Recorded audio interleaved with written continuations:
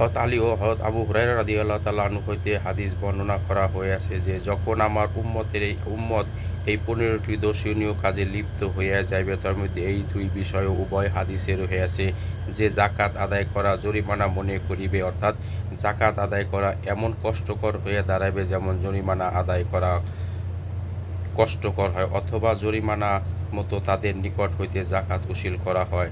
তখন অগ্নিঝড়, ভূমিকম্প, জমিন ধসিয়া যাওয়া, চেহারা বিকৃতি, আসমান হইতে পাথর বর্ষণ একাধারে এমনিভাবে একের পর এক বিপদ আপদ অবতীর্ণ হইতে থাকিবে, যেমন তসবিহির সুতা ছিঁড়িয়া গেলে উহার দানা এক একটি করে পড়িতে থাকে। এতেদাল কিতাবে এই সমস্ত রেওয়াত সম্পূর্ণরূপে উল্লেখ করা হইয়াছে, ইহাতে সেই ১৫টি দোষের বিস্তারিত বিবরণ রহিয়াছে, যাহার কারণে কঠিন কঠিন আযাবের কথা উল্লেখ করা হইয়াছে। উপরোক্ত রেওয়াতসমূহ ছাড়াও এই ধরনের বিষয়বস্তুর উপর আরও অনেক কিছু রেওয়াত উল্লেখ করা হইয়াছে। এখানে শুধু জাকাতের আলোচনার কারণে এই সমস্ত রেওয়াতের দিকে ইঙ্গিত করে দেওয়া হইল।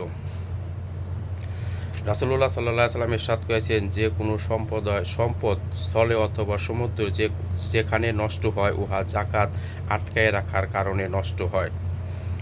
ফায়দা, অর্থাৎ জাকাত আদায় না করার কারণে ক্ষতি ও শাস্তি আখিরাতে রহিয়াছে, উহা তো আছেই দুনিয়াতে। উহার ক্ষতি এই যে সম্পদ ধ্বংসের কারণ হয়। অন্য এক হাদিসে এই হাদিস সম্পর্কে একটি ঘটনা বর্ণিত হইয়াছে।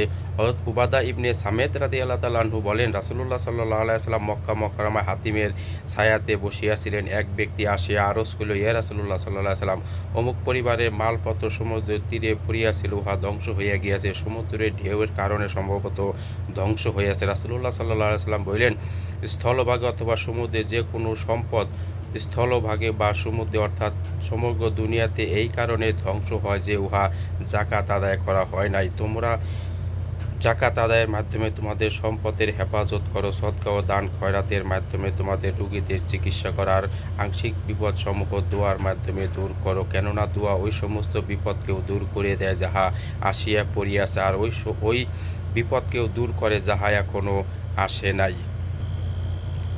রাসূলুল্লাহ সাল্লাল্লাহু আলাইহি ওয়াসাল্লাম ইহাও বলিয়াছেন যে, আল্লাহ তাআলা যে জাতির উন্নতি ও টিকিয়া থাকা চাহেন, সেই জাতির মধ্যে পবিত্রতা, নম্রতা ও দানশীলতা দান করেন, আর যে জাতি বিলুপ্ত ও ধ্বংসের ইচ্ছা করেন তাহাদের মধ্যে খেয়ানত পয়দা করিয়া দেন। অতঃপর রাসূলুল্লাহ সাল্লাল্লাহু আলাইহি ওয়াসাল্লাম এই আয়াত তিলাওয়াত করিলেন।